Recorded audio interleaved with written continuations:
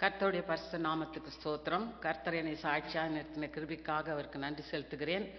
நாங்கள் எதிர்பாராத நேரத்தில் இந்த ஆலயத்துக்கு நாங்கள் வந்திருக்கோம். என்னுடைய பெரிய மகன் பிரதீப்பும் ரோஷினி மருமகளும் இந்த சர்ச்சுக்கு வந்ததுனால எங்களுக்கு கூப்பிட்டுருக்காங்க. எங்களுக்கு முடியும் போது நாங்கள் இங்கே வந்து சொல்லிட்டு போகலான்னு வந்தோம்.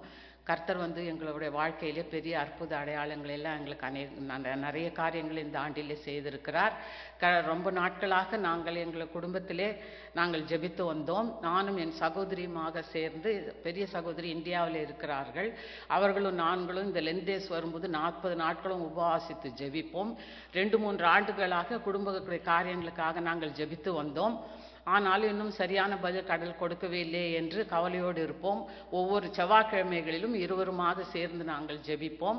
அவங்களுக்கு வேற டைம் இருக்கும், எங்களுக்கு வேற டைம் இருக்கும். இருந்தாலும் ஒரு நாள் கூட நாங்கள் விடாமல், கடவுள் எவ்வளோ சோதனைகளை கொடுப்பான் பிசாசு, ஆனாலும் நாங்கள் அதையெல்லாம் ஜெயித்து ஒவ்வொரு நாளும் ப்ரேயர் பண்ணி ஜெபித்து வந்தோம். ஆனாலும் இந்த 2025ஆம் ஆண்டிலே கர்த்தர் எங்கள் குடும்பங்களிலே பெரிய ஆச்சரியங்களை அற்புதங்களையும் செய்தார்.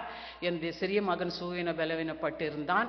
அவனுடைய காரியங்களுக்காக நாங்கள் ஜெபித்து வந்த போது கர்த்தர் ஆச்சரியம் அற்புதமாய் நல்ல சுகத்தையும் பலத்தையும் தந்து இன்று ஆலயத்துக்கு அவனை அழைத்து வந்திருக்கிறார். இந்த ஆண்டிலே கர்த்தர் செய்த அந்த பெரிய அற்புதத்துக்காக நான் நன்றி செலுத்துகிறேன்.